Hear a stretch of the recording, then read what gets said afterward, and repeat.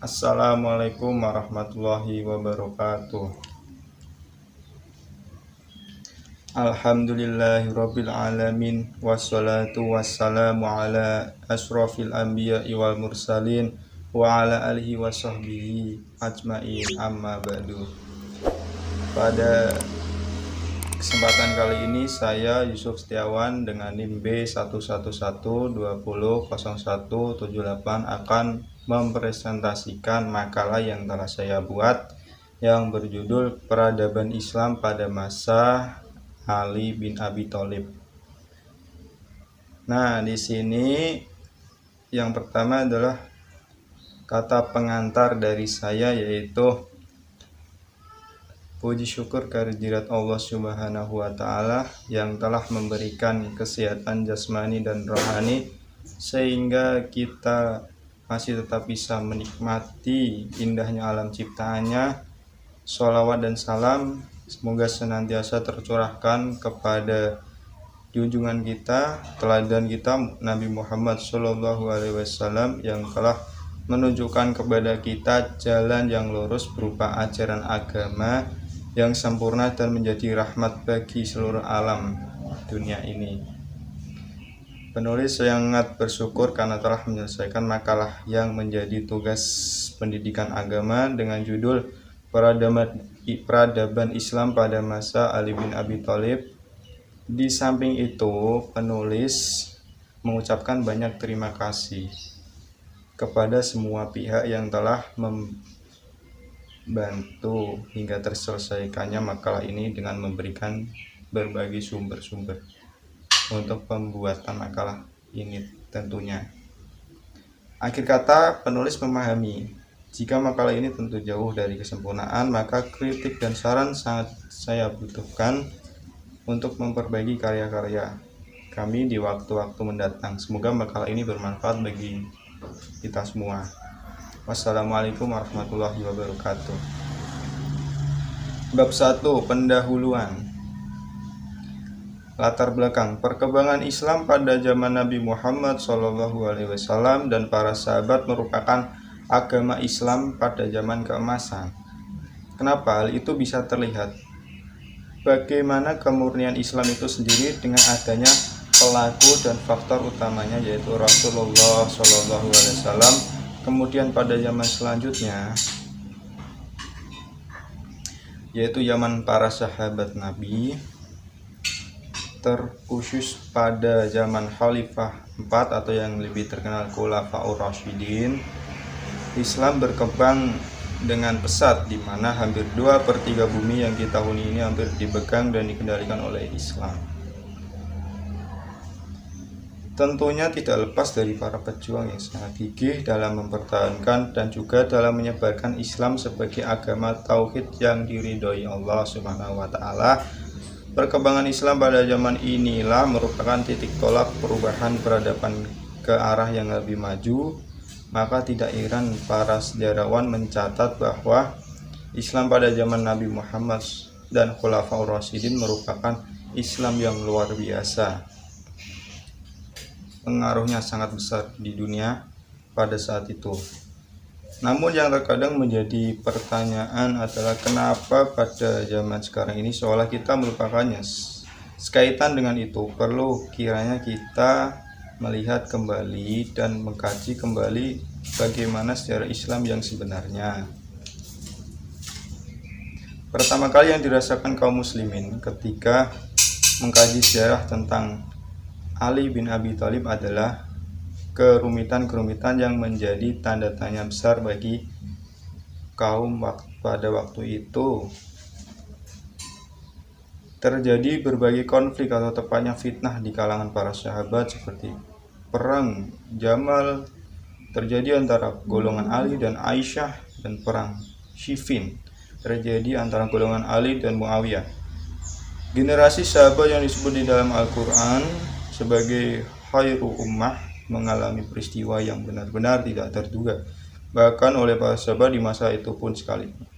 Hal ini menimbulkan banyak pertanyaan yang harus diselesaikan oleh kaum muslim, terutama para pengkaji sejarah Islam. Bab kedua, pembahasan Biografi Khalifah Ali bin Abi Thalib. Ali bin Abi Thalib adalah seorang putra yang lahir dari pertautan syar'i antara Abu Thalib bin Abdul Muthalib dengan Fatimah binti As'ad bin Hashim bin Abdul Ma'ruf. Ia lahir di saat peta sosial masyarakat Arab saat itu dalam keadaan berhadapan.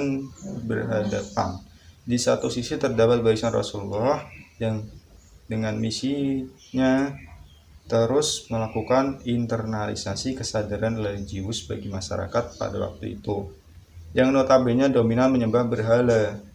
Dan di sisi lain terdapat kian-kian kekuatan penolak yang secara sadar menolak tawaran-tawaran dari Rasulullah SAW tersebut. Menurut Ibnu Sa'ad bahwa Ali dilahirkan malam 12 Rajab tahun 30 dari tahun Gajah pada abad ke-6 Masehi. Abu Thalib adalah saudara kandung Abdullah, ayah Nabi Muhammad SAW. Karena itu pula Ali tergolong sebagai keturunan keluarga Hasyimiyah, sama dengan garis keturunan Nabi Muhammad, dan garis keturunan inilah yang menduduki kekuasaan tertinggi atas Ka'bah dan sekitarnya sebelum Nabi lahir. Ketika berusia 6 tahun, Ali diambil sebagai anak asuh oleh Nabi Muhammad, sebagaimana beliau pernah diasuh oleh ayahnya Abi Thalib. Ali adalah orang kedua yang menerima dakwah Islam setelah Khadijah binti Khuwailid, istri Nabi Muhammad sendiri. Sejak saat itulah bersama Rasulullah dan banyak menyaksikan Rasulullah menerima wahyu. Sebagaimana anak asuh Nabi, ia banyak menimba ilmu mengenai rahasia ketuhanan maupun persoalan keagamaan, entah itu teoritis ataupun praktis. Pada tahun kedua Hijriah, tepatnya ketika Ali berusia ke-21 tahun 5 bulan, ia dinikahkan dengan Fatimah Al-Zahra yang berusia 15 tahun pada waktu itu. Ali dikenal cerdas dan menguasai masalah keagamaan yang mendalam. Yang selanjutnya ialah kepemimpinan Ali bin Abi Thalib pada masa 30-40 Hijriah atau pada tahun 656 sampai 661 Masehi. Hal yang paling substansial menjadi sejarah setelah kepergian Rasulullah SAW ialah persoalan kepemimpinan, khususnya tentang siapa yang berhak menjadi pengganti beliau dalam menjalankan kepemimpinan dan menjaga serta melestarikan nilai-nilai yang telah diajarkan. Beragam gagasan dan konsepsi tentang kasus ini telah mewarnai perjalanan sejarah umat terdahulu. Mulai dari pengangkatan Abu Bakar As-Siddiq di Balairium Sakifah melalui musyawarah oleh segelintir kaum muslimin, penunjukan Abu Bakar kepada Umar bin Khattab sebagai pengganti, penetapan Dewan Syura oleh Umar bin Khattab untuk mengurus penggantinya, terpilih Utsman bin Affan, dan baiat secara massal dan publik kepada Ali bin Abi Thalib setelah itu. Konflik internal yang kontras dalam catatan sejarah umat Islam awal ialah setelah terbunyinya khalifah ketiga, yaitu Utsman bin Affan. Khawatir akan terjadinya fitnah yang berkesenjangan ini, maka Ali bin Abi Thalib dipilih sebagai pemimpin pengganti pada masa itu. Kekhawatiran kaum muslimin akan terjadi fitnah dan konflik internal pasca terbunuhnya Utsman bin Affan pun ternyata tidak dapat dibendung. Kaum muslimin terkotak-kotak ke dalam beberapa kelompok dan masing-masing dari mereka membangun sistem pemikiran sendiri. Tidak hanya sampai di situ, saling mengintrik antara satu komunitas dengan satu antara lain pun terkumandangkan. Endingnya adalah pertentangan dan peperangan. Inilah fase tantangan yang harus diselesaikan pada kepemimpinan Ali bin Abi Thalib tersendiri.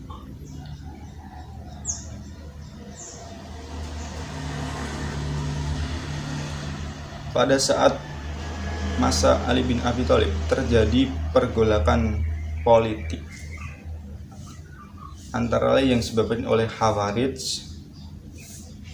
Talha dan Al-Zubair, dan juga Muawiyah. Saya bisa singkat karena keterbatasan waktu yang saya miliki. Akhir riwayat Ali bin Abi Thalib. Pada masa kekhalifahan Ali penuh dengan konflik pergolakan, cita-cita Ali ingin mengadakan konsolidasi intern dalam pemerintahannya tidak tercapai. Kemungkinan hal ini terjadi karena Ali menjalankan pemerintahan dengan pendekatan revolusioner atau yang disebut juga hanya menerima sisa-sisa kecewaan akibat sistem pemerintahan yang dijadikan Utsman bin Affan waktu dulu. Pada waktu Ali bersiap-siap hendak mengirim pasukan sekali lagi untuk memerangi Muawiyah, terbentuklah suatu komplotan untuk mengakhiri hidupnya. Kelompok itu sendiri terdiri dari 3 orang Khawarij yang sepakat hendak membunuh Ali.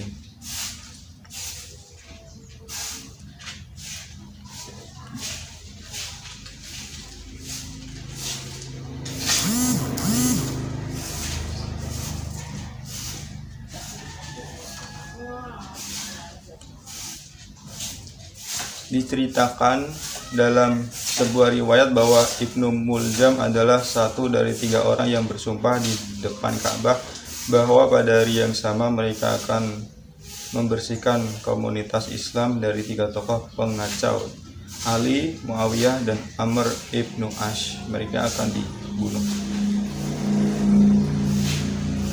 Tempat terpencil di dekat Kufah yang menjadi makam Ali kini Mashhad Ali di Najaf berkembang menjadi salah satu pusat ziarah terbesar dalam agama Islam. Dikutip dari buku inilah karya Utsman bin Muhammad Al-Khamis, di antara seperti yang tercantum dalam Sahih Bukhari, riwayat dari Sahal bin Sa'ad, dia berkata bahwasanya Rasulullah SAW bersabda ketika perang Khaybar namanya,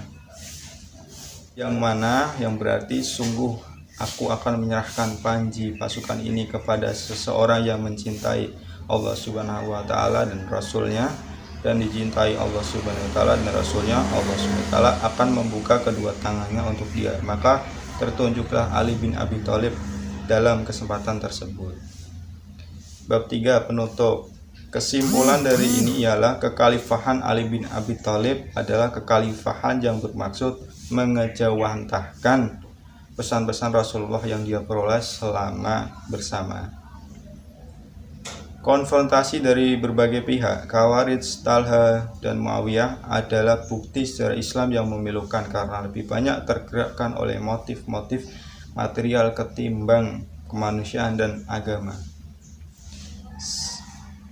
Yang kedua ialah saran. Setelah kita mempelajari makalah yang telah saya sampaikan ini, semoga kita dapat meneladani sikap kepemimpinan yang baik yang telah dicontohkan oleh Khalifah keempat umat Islam, yaitu Ali bin Abi Thalib.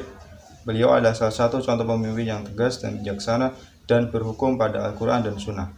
Inilah salah satu pemimpin yang kita harapkan agar negeri kita aman dan makmur serta mendapat berkah dan rahmat Allah Subhanahu wa taala. Sekian apa yang bisa saya sampaikan. Apabila ada kekurangan, kesalahan, mohon dimaklumi. Wabillahi taufiq wal hidayah. Wassalamualaikum warahmatullahi wabarakatuh.